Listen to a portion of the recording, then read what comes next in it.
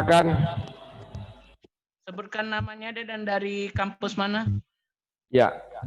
Oke, terima kasih. Saya Irham Wahyudi dari Politeknik LP3I Medan, Kampus Marelan. Kampus Marelan. Ya. Ya. Siapa namanya?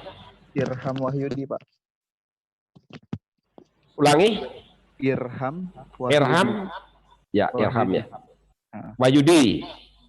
Wahyudi, Pak. Ya, baik. Silakan Yudi. Oke, Apa Pak. pertanyaanmu?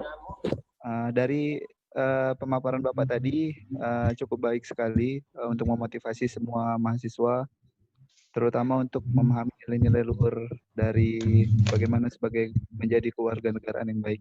Pertanyaan saya, Pak,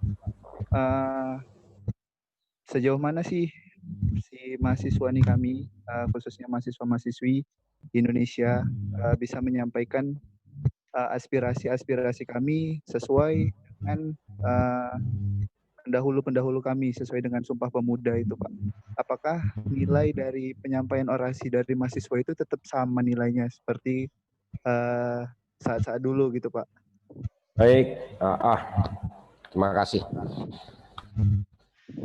Baik, sejauh mana mahasiswa bisa menyampaikan aspirasi dalam bentuk orasi, bahkan mungkin dalam bentuk yang lain. Aspirasi harus tertulis juga boleh ya, apa saja boleh. Itu nanti akan saya sampaikan. Terima kasih atas pertanyaan. Pertanyaan yang kedua.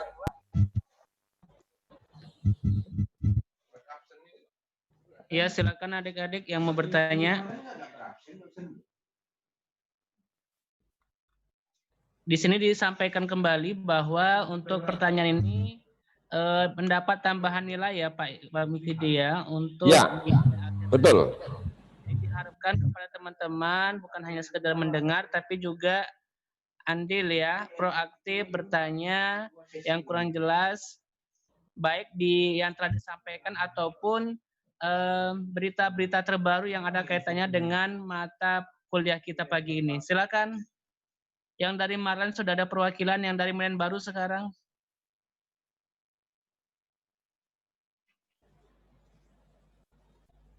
Silakan.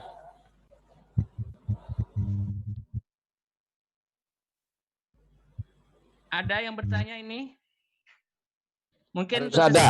Kita lock dulu. Silakan dijawab langsung Pak Mukidi. Nanti sebentar lagi ada ide atau pertanyaan yang akan dikemukakan oleh mahasiswa. Baik, baik. Bisa langsung saya jawab yang pertama dari Wahyudi. Baik, baik. Terima kasih.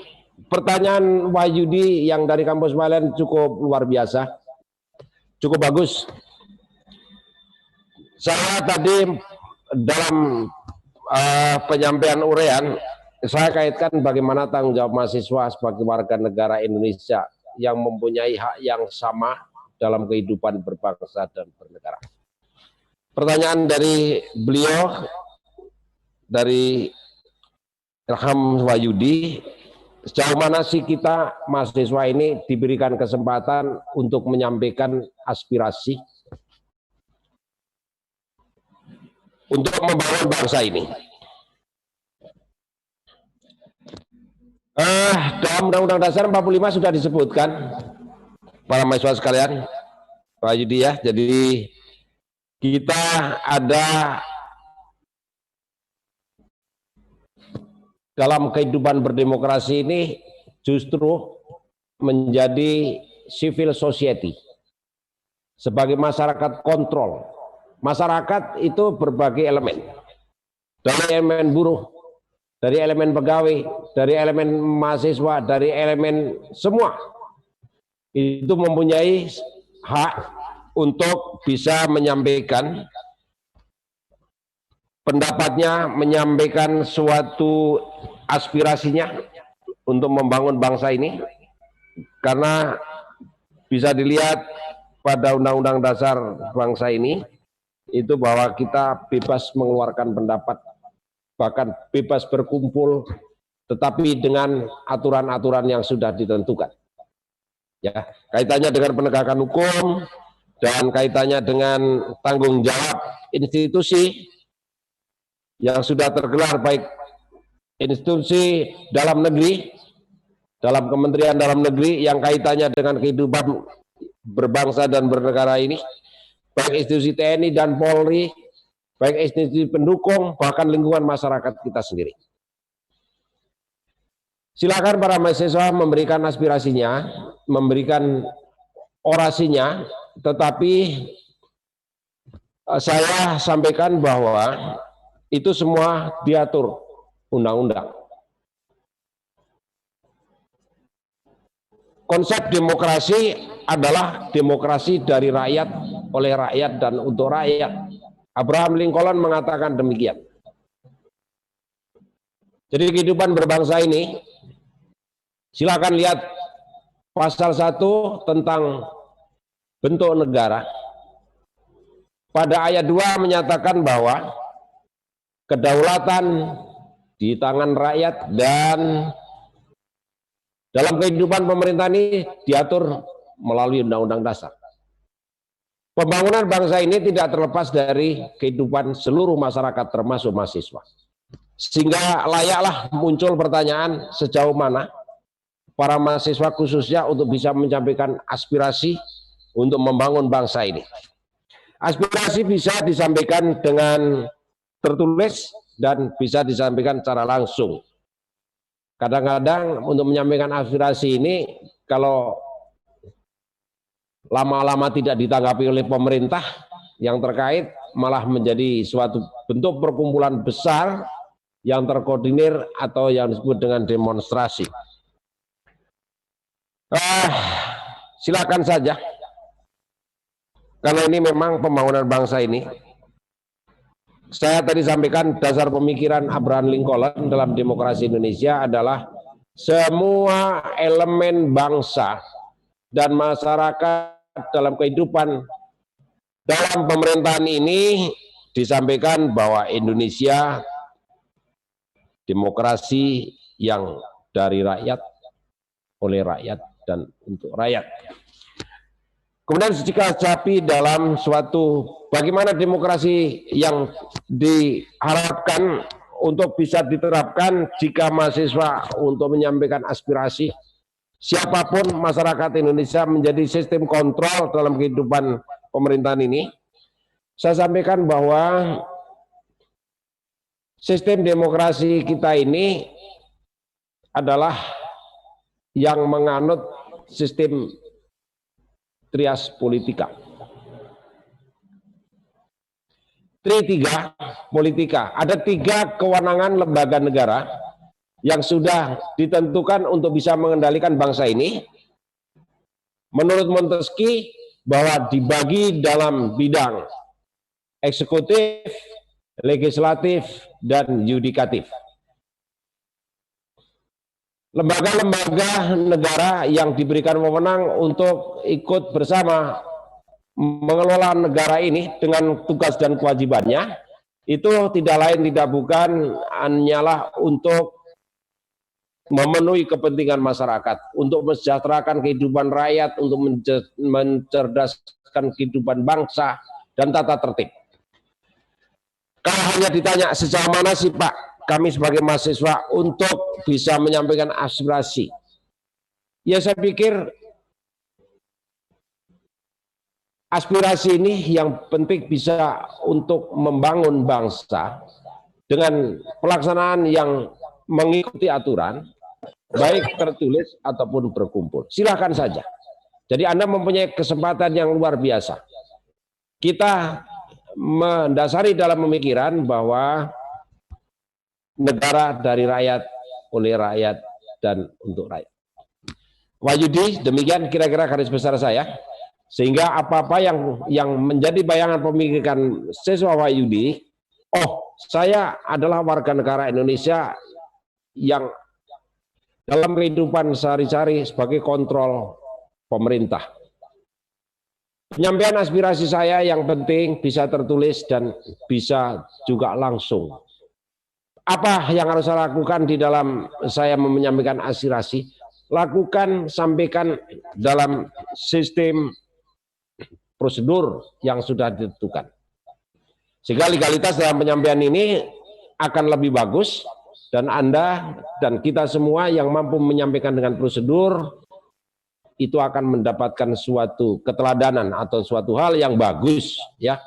Karena kita juga masih mempunyai suatu kesempatan untuk bebas menyampaikan pendapat, berorasi dan berkumpul.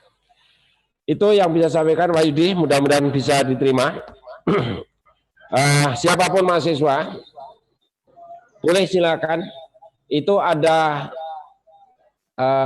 nomor HP saya, nomor HP yang bisa dihubungi langsung, ya 0813 755 28657 0813 755 28657.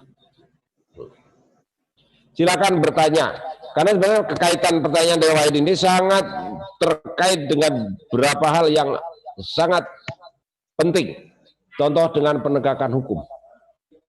Jika kita mungkin berkumpul begitu banyak untuk menyampaikan aspirasi, berkumpul dengan masyarakat begitu banyak untuk menyampaikan aspirasi dengan cara berdemo misalnya, itu juga tidak terlepas dengan kondisi yang tidak aman.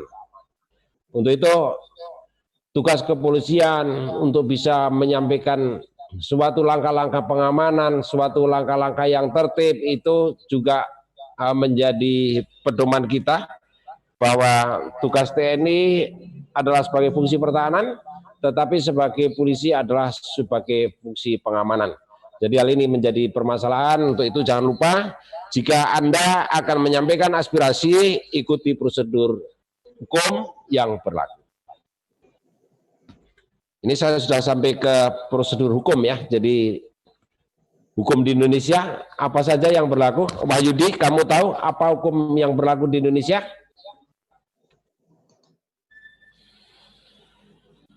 Hukum yang berlaku di Indonesia saya tambahkan yaitu hukum yang berpedoman pada Kitab Undang-Undang Hukum Pidana dan Perdata, itu yang berasal dari Belanda atau sering disebut Eropa kontinental.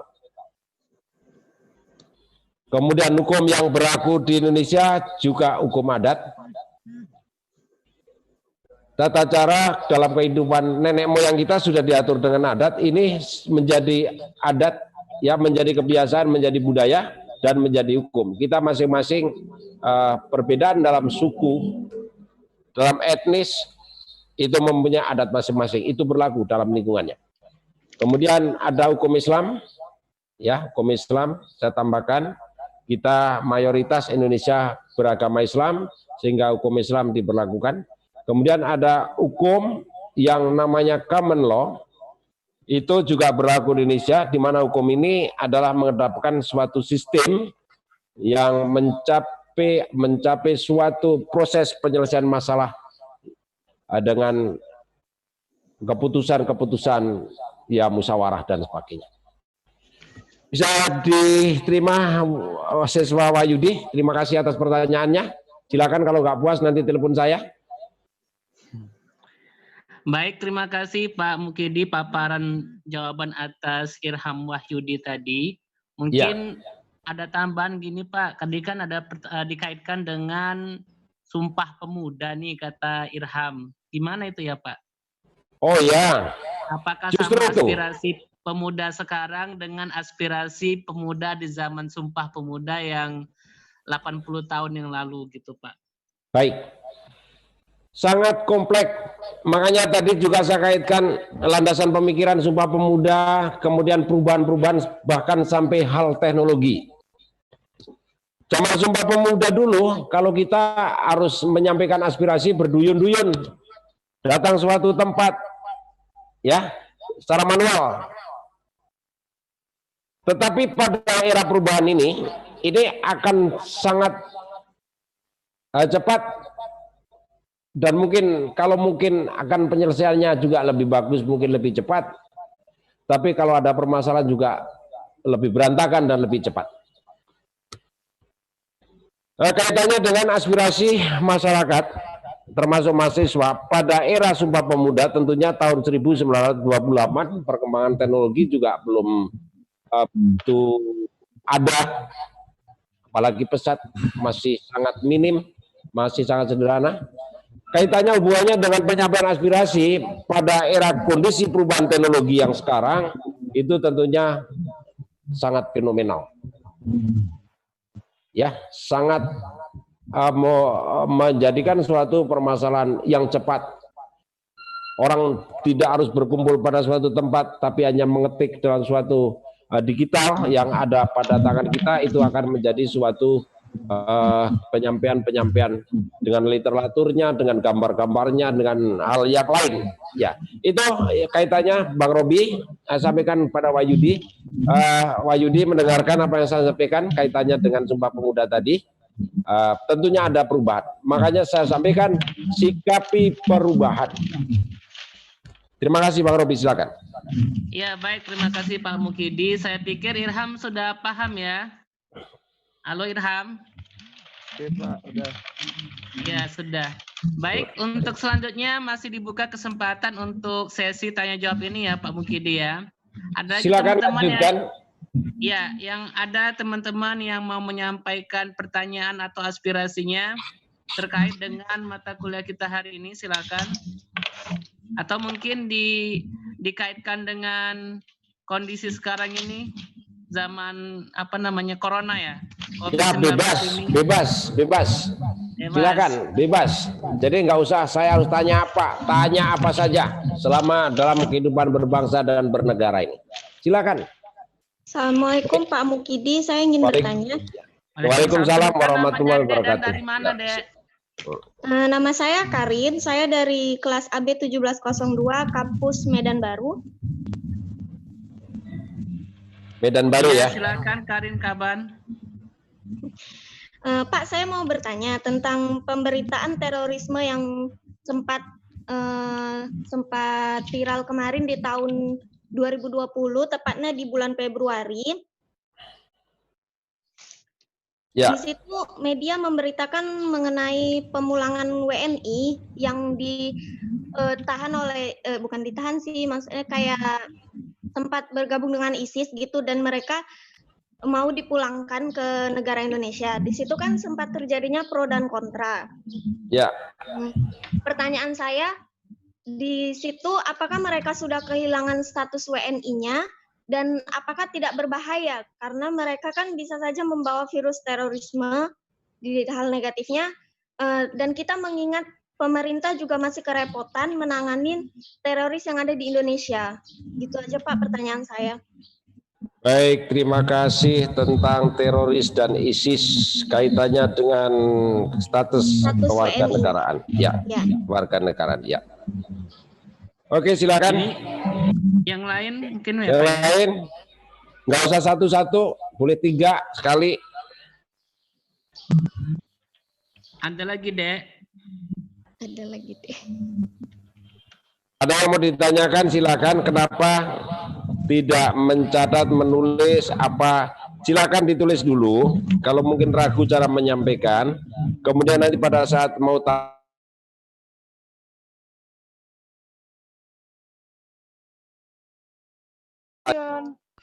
Assalamualaikum Pak. Ya, assalamualaikum warahmatullahi wabarakatuh. Ya. Silakan. Perkenalkan, nama saya Melisa Sri Rahayu dari kelas AB 1701.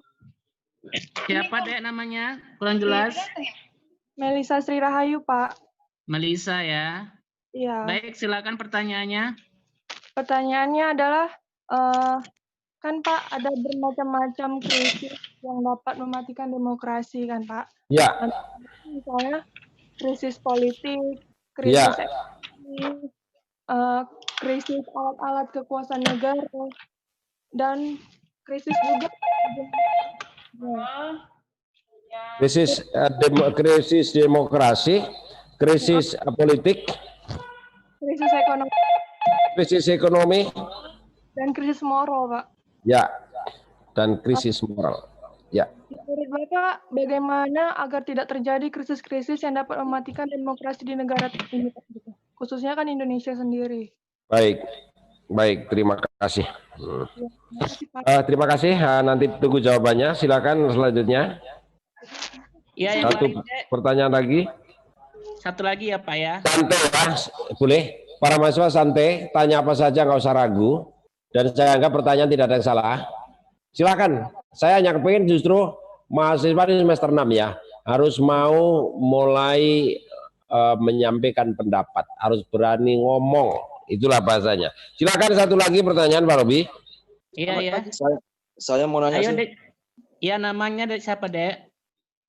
Nama saya Alvin, Henry Alvin. Indra Alvin. Ya. Iya. Silakan pertanyaannya Halo. Henry. Tadi Bapak sudah berbicara tentang hukum-hukum yang diterapkan di Indonesia, kan apa Iya. saja. Ya. Nah, jadi pertanyaan saya sederhana aja Pak. Apakah ada perbedaan hukum yang diterapkan di Orde Lama dengan Orde Baru ini Pak? Itu aja. Baik, baik. Apakah Baik. ada perbedaan hukum yang Hukum diterapkan pada masa Orde Orba, ya, Orla ya, Ya. dan Orla. Orba.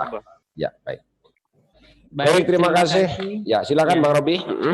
Ya, baik, terima kasih kepada ini Karin, juga Melisa dan Andri atas pertanyaannya. Mungkin bisa kita bahas satu-satu ya Pak Mukidi ya. Yang Baik. pertama ini Ya, pertanyaan dari Karin terkait dengan ISIS dan kaitannya dengan warganegaraan. Baik. Ya, silakan Pak Mukidi. Baik, terima kasih. Karin, terima kasih atas pertanyaanmu yang menanyakan tentang isu terorisme 2020, tepatnya pada bulan Februari kemarin. Banyaknya orang atau sebagian dari warga negara kita, bangsa Indonesia, tertarik dengan organisasi Islam Syriah ya, yang bergerak pada monitoring dan sampai dikatakan sebagai terorisme. Akhirnya terkendala pulang ke Indonesia. Dan pertanyaannya, bisakah dia kehilangan sebagai warga negara? Tidak. Peraturan untuk hilangnya suatu warga negara itu sudah diatur, dan kaitannya dengan ISIS yang ada, ini tidak akan kehilangan warga negara. Karena warga negara ini kaitannya dengan kehidupan manusia, kehidupan dengan hak asasi manusia, itu tidak boleh, mereka tidak mempunyai status yang jelas.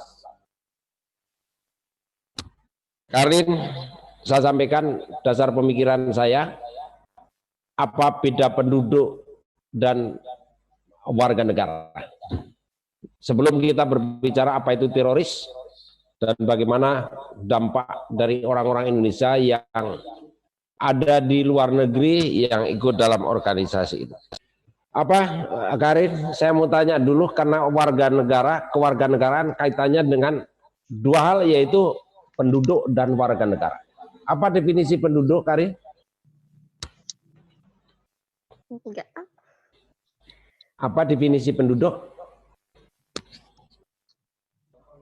Penduduk di sebuah masyarakat yang bertinggal di suatu tempat, Pak. Ya. Suatu populasi masyarakat yang tinggal di suatu tempat. Lebih Betul. dari. Ya. Baik, terima kasih. Ada kalimatmu yang bagus. Dan suatu populasi masyarakat yang bertinggal di suatu tempat. Tapi itu mungkin dalam misi belajar, dalam misi sebagai pariwisata, mungkin dalam misi tugas militer, tetapi belum tentu menjadi suatu atau belum tentu dikatakan sebagai warga negara. Terima kasih jawabanmu. Jadi ada populasi suatu masyarakat yang tinggal di suatu tempat.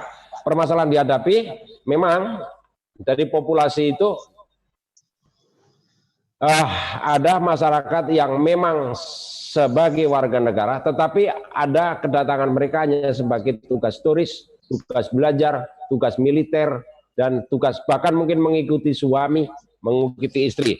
Tetapi belum mempunyai keabsahan sebagai warga negara. Jadi kalau warga negara apa kira-kira Karis? Karin, Pak.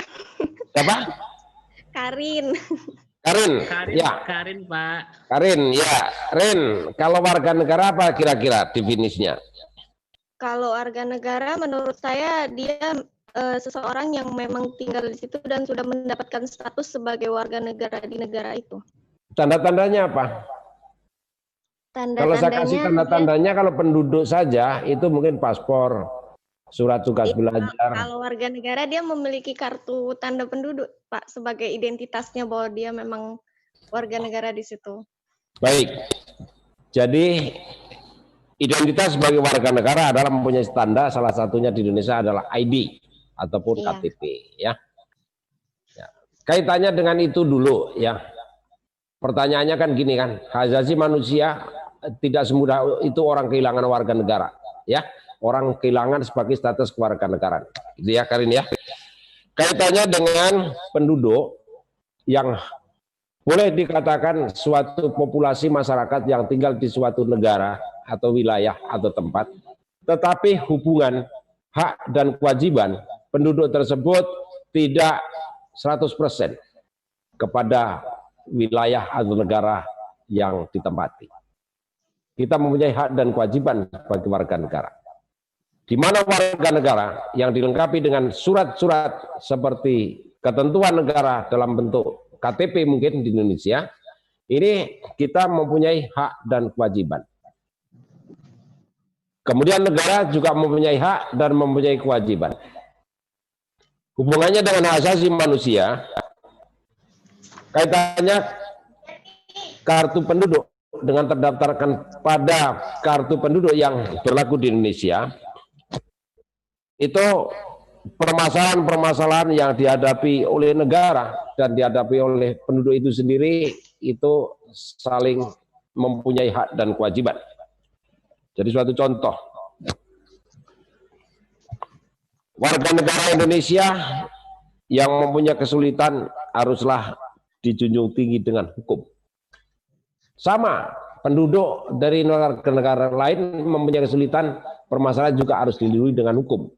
Tetapi totalitas dari penyelesaian dan proses hukum, penyelesaian dalam menyelesaikan masalah, ini negara yang dihadapkan pada warga negara itu mempunyai tugas atau kewajiban untuk melindungi sepenuhnya. Tetapi kalau penduduk saja, itu jika ada permasalahan di suatu tempat, kaitannya dengan hukum yang berbeda, maka antar negara harus adakan komunikasi lewat duta besarnya, dan jika ada penduduk bermasalah di suatu wilayah atau negara, itu akan dikembalikan permasalahan dalam penyelesaian hukum itu terkait kepada negaranya. Tapi ada juga hal keterkaitan dengan negaranya, keterkaitan dengan tindakan pidana, tindakan keperdataan internasional, itu juga bisa diselesaikan komunikasi antara kedua negara. Ini kalau penduduk ya, tetapi kalau warga negara yang memang menjadi warga negara dan tanggung jawab di wilayah yang mereka tempati, sepenuhnya wilayah atau negara tersebut yang harus mempertanggungjawabkan dalam proses dan penyelesaian hukum. Itu ya. Jadi ada dua kaitan. Kalau penduduk itu kaitannya dengan negara lain, otomatis kita tetap ambil keterangan di negara yang ditempati, dan pada kesempatan-kesempatan yang pasti itu ikutkan urusan dengan ikut campur negara asal mereka. Tapi kalau warga negara enggak. Satu lagi saya tambahkan, saya tertarik dengan warga negara yang Karin sampaikan tadi. Apa sih syarat-syarat sebagai warga negara? Dan apa syarat-syarat lepasnya sebagai warga negara? Ya, suatu contoh. untuk mendapatkan suatu warga negara itu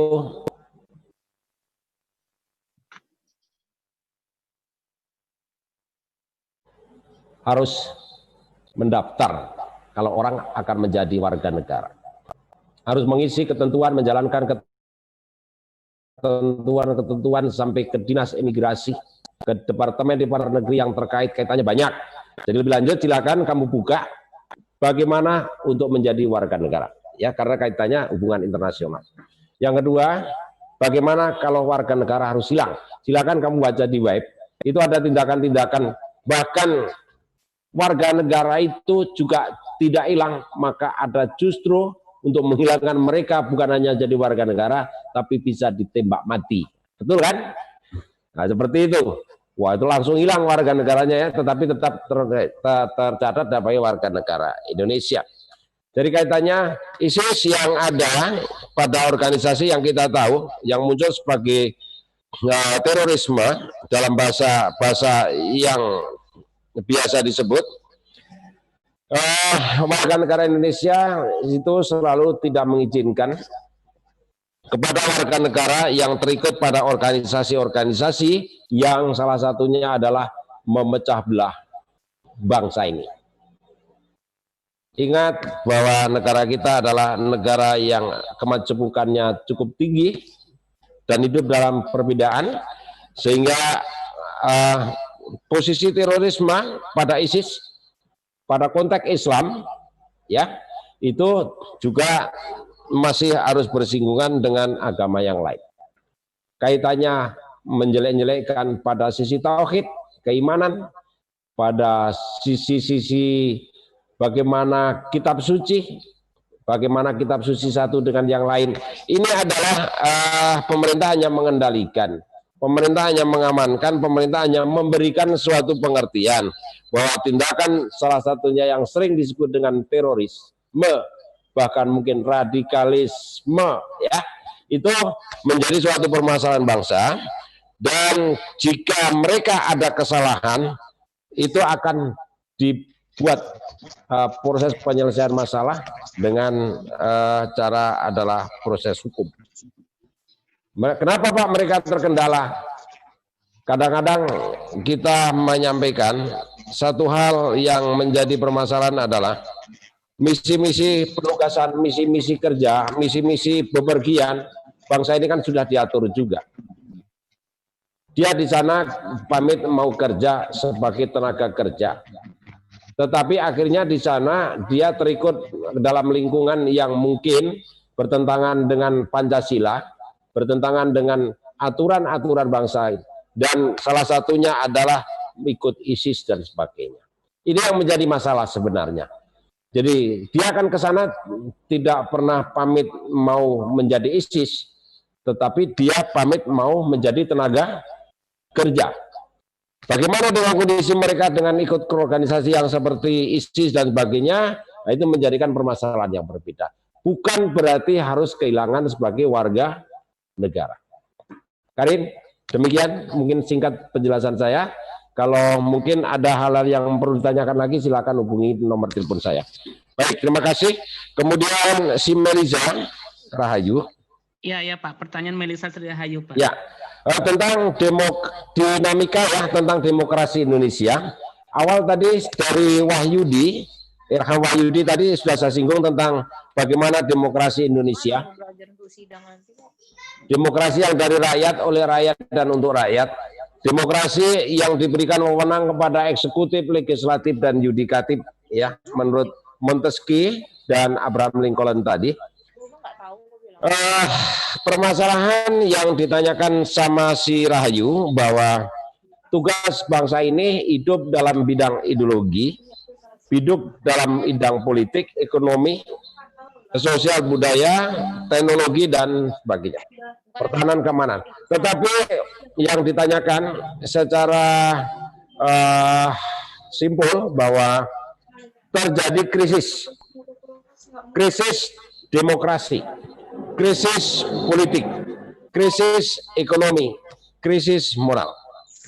Pertanyaannya adalah bagaimana agar tidak terjadi krisis-krisis tersebut. Mungkin para mahasiswa yang lain bisa ada yang jawab. Siapa yang bisa menjawab pertanyaan Melisa ini sebelum saya jawab? Ada memberikan pandangan kepada saya agar kita hidup dalam diskusi ini. Tanggung jawab kita adalah tanggung jawab ideologi, ekonomi, politik, sosial, budaya dalam kehidupan demokrasi ini, tetapi terjadi krisis dari masing-masing bidang.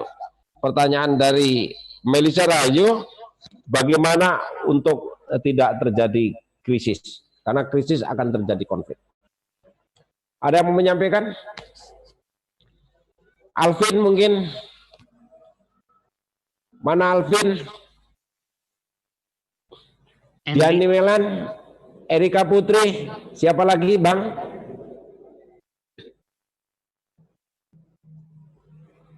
Iya, Ada berapa mahasiswa kita yang muncul hari ini? Yang ikut belajar?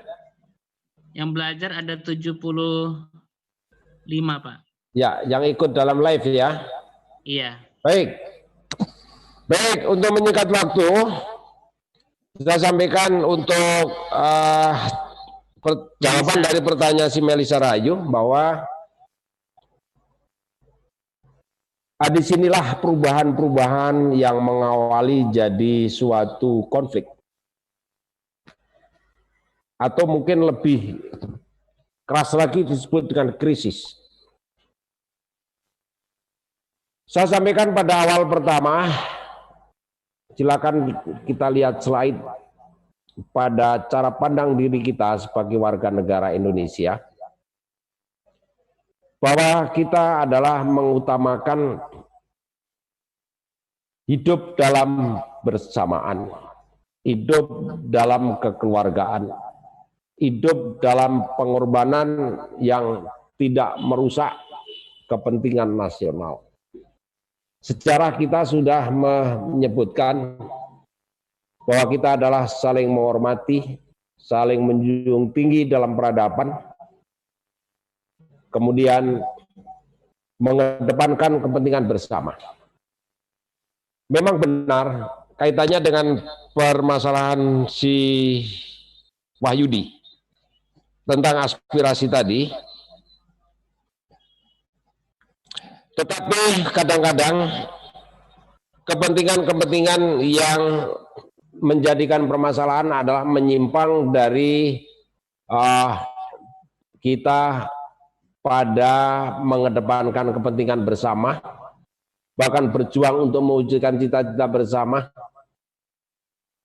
bahkan pengorbanan itu juga mampu mengorbankan kepentingan nasional. Kenapa terjadi krisis? Krisis terjadi salah satunya adalah adanya kepentingan. Di mana sebagai dasar pemikiran kita bagi bangsa Indonesia menyikapi diri kita sebagai bangsa Indonesia dan lingkungannya untuk mendapatkan suatu falsafah, suatu cita-cita, mendapatkan suatu tujuan nasional yang diharapkan, untuk mendapatkan suatu pelaksanaan dalam kehidupan berideologi berpancasila. Tetapi dengan kemajemukan, dengan keilmuan yang mungkin tidak merata, dengan kondisi ekonomi yang tidak merata juga, dengan penanganan secara infrastruktur yang mungkin menjadi permasalahan bagi fasilitas masyarakat dan sebagainya, sehingga muncul merasa adanya perbedaan, merasa adanya tidak diperhatikan, merasa tidak menjadi perhatian dalam suatu konteks kebersamaan secara luas bagi bangsa Indonesia. Sehingga ini menjadi suatu permasalahan-permasalahan bahwa konflik moral, konflik ekonomi, konflik ini berawal dari krisis-krisis yang terjadi. Kenapa terjadi seperti itu? Perubahan selalu terjadi bergulir setiap saat. Kondisi pelayanan untuk kehidupan bermasyarakat, pemerintah itu mempunyai problem yang sangat tinggi. Kehidupan demokrasi yang begitu teratur, sesuai dengan aturan-aturan belum bisa dijalankan secara baik. Jadi permasalahannya adalah bagaimana krisis terjadi, Yang bisa saya jawab adalah karena belum mampu menerapkan pada sistem yang benar. Kenapa ekonomi terjadi krisis? Ya karena belum mampu menerapkan sistem ekonomi yang bagus. Ekonomi ini adalah suatu kebutuhan barang dan jasa yang dibutuhkan oleh seluruh bangsa Indonesia, tetapi dalam permasalahannya kaitannya ekonomi nasional, bahkan ekonomi urusan internasional. Hubungan bilateral, internasional, multilateral, dan sebagainya. Kaitannya dengan ekonomi banyak. Bagaimana kesiapan tenaga kerja Indonesia di dalam mengelola suatu aset, menciptakan suatu aset infrastruktur, sehingga justru malah didatangkan dengan prospek tenaga kerja dari asing yang kaitannya dengan investasi dan sebagainya. Ada kesalahan juga yang dibuat, yang terbentur, yang mungkin berasal dari dalam dan luar negeri. Dari dalam Indonesia sendiri, bahkan mungkin